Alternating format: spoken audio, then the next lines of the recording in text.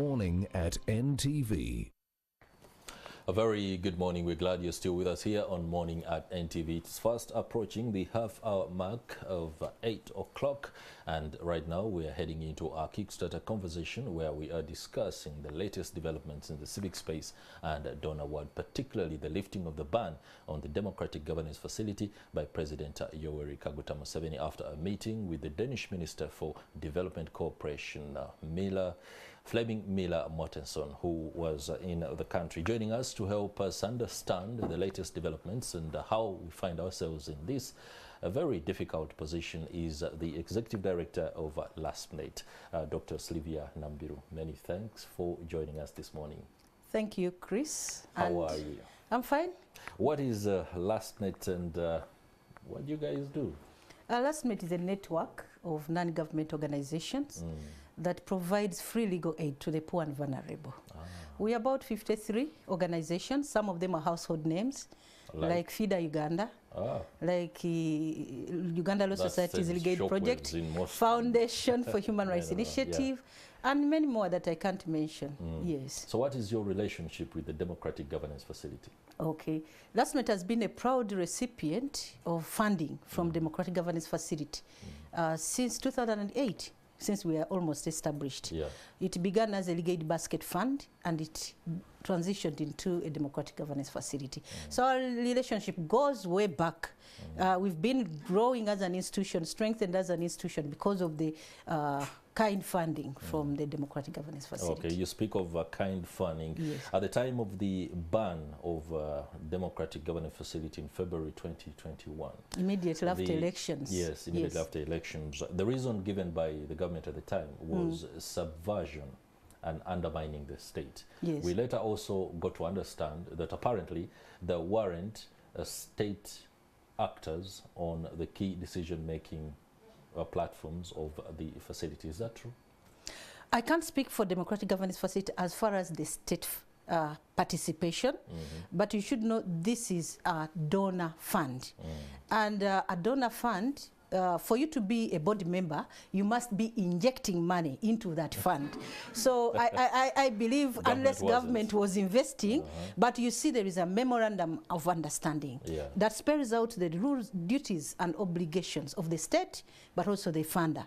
And I believe before Democratic Governance Facility was allowed to operate, it must have satisfied the requirements.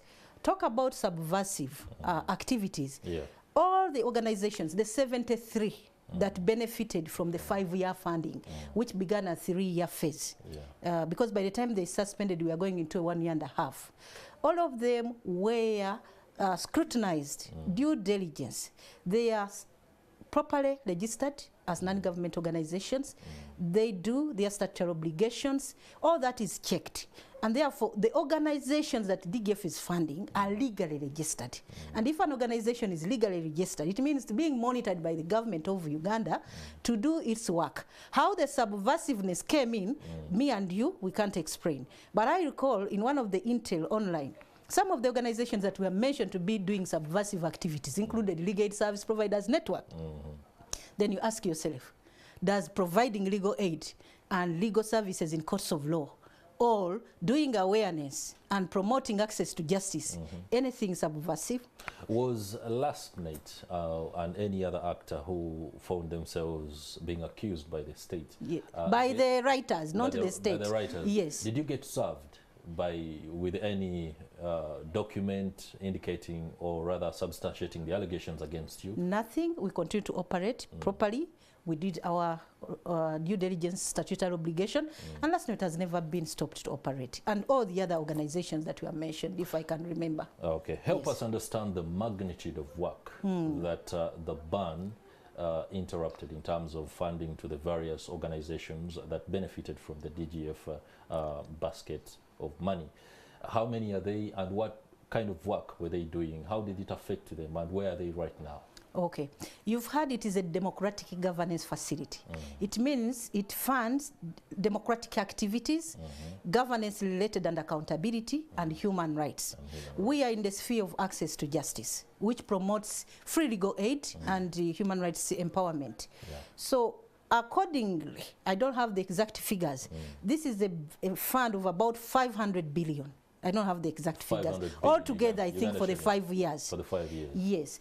And most of all the legal service providers in Uganda are getting their money from Democratic Governance Facility, including Justice Centers Uganda, which is a project of government of Uganda. 80% is funded by Democratic Governance Facility. What does that mean? That about 1,000 employees, local employees, were affected. And I think when you read the literature, it is speaking about 4,500 people being affected in terms of income. Yeah. The indirect ones, we are speaking about the service providers, like media. That's right. Because you do DJ mentions, talk shows, some of them are paid. We have stationery. Because of the work we do, it involves a lot of stationery. We have hoteliers and many other indirect beneficiaries from this fund. Then let's speak about the issue of human rights and rule of law. Yeah. Over 60, according to the last annual report of Democratic Governance Facility, over 60,000 Ugandans benefit from legal aid services. Direct in litigation and indirect in alternative dispute resolution or empowerment. Now, 1 year span without access to justice means many were affected in terms of land evictions, in terms of family disputes, gender-based violence, orphans, in terms of administration of estates, in terms of the prisoners. The prison congestion increased. The recent Human Rights Commission report speaks to 60,000. 60,000 in prisons. Remember, when the legal aid service providers are operating, they are paralegals within the prisons. They keep on informing the justice chain, and they are able to fast-track cases. They also have lawyers that come in to provide the litigation aspect. So the effects may not be touched, but they can be felt even in the current economy. Allow me to dwell more on that. The fact that dispensation of justice was either delayed or completely curtailed. Yes. Was there any alternative mechanism that was adopted by legal service aid providers like you to ensure that people receive justice as negotiations continue to have the DGF reinstated? Okay, what the legal aid service providers did was continue to operate within areas of reach. Okay. You are in Kampala and you can go to High Court and there are cases. But you don't drive up to Luzira or Kitalia to go and do an outreach.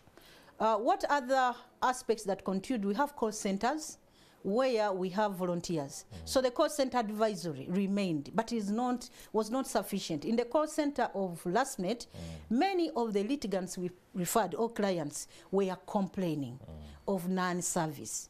That means the lawyers were grounded. Their hands were tied. So what we continued to do was mainly awareness as it came, all with other development partners that had our ongoing projects like Open Days, but it's not as good as this investment that pays for salaries of lawyers, that pays for filing fees for cases in civil litigation, that pays for disbursements, running costs.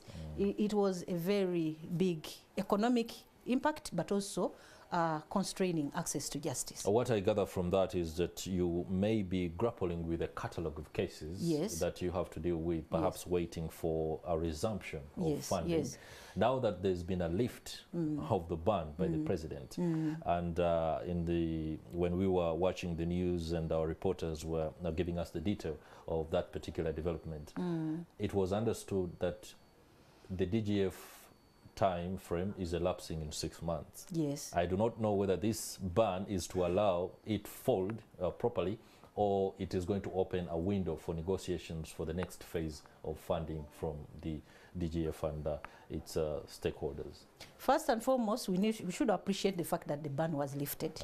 Yeah, in Luganda they say small meat is good when it's in what? So, but we must also not lose sight of the fact that the period is too limited. Too limited. We know that DGF 2 is ending in September this month, this year. So the period that they've been given is mainly to wind up DGF 2, but also to prepare for the next DGF 3. Okay. But I believe that there are also conditionalities there that have been provided. Yeah, one of the conditions that the president gave was the fact that DGF is going to have to accept to have a government actor or representative on key decision making. We want a representative who is not just politically motivated. We want a representative who is technical and appreciates the mandate and functions of DGF, but also the mandate of civil society, so that it doesn't turn out to be a curtail or gagging the work of civil society. So we want it to be a well-intentioned oversight. If the government of Uganda wants to have oversight, it is entitled, because it's the government of Uganda. It is the state. But let them select quality. Somebody who is worth. Yes, worth the salt of being on that. Now, the whole space that has been since the ban was effected in 2021, February, the civil society landscape has, well, gone on. One would say they've basically tripped, they've fallen and gotten up and walked. Doesn't that call for a new rethink of the way of doing things for Ugandan NGOs, not to completely depend on donors, especially from the West? The ability to be able to, within our own framework, create spaces for philanthropy, spaces for in the private sector. It is more like venture capital, the ability to galvanize funds on the go to be able to fund most of those services. Has that been visited, or is it something that you're even considering? Actually, it was something we were considering even before.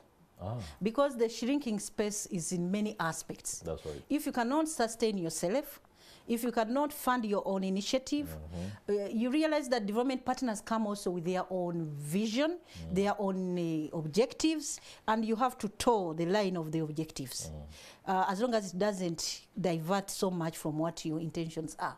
But to have a leeway to do proper civil society work and engagement, is very important that we rethink financing civil society in Uganda, creating circles, creating philanthropies, creating, but also Ugandans developing that kind of spirit that gives back to the society. Recently, at last night, we put up a crowdfunding software for Rengo, because we have a private-public partnership. But we are saying, Ugandans, even if you give 1,000 shillings, it matters. Awareness matters too, because how, for example, does somebody wake up who wants to give money, even if it is 50,000 to a particular cause, but can't seem to find a platform or even an avenue through which to do that? So those are the now tools, those are now the strategies that we need to rethink and be more vibrant and visible, and cause Ugandans to invest.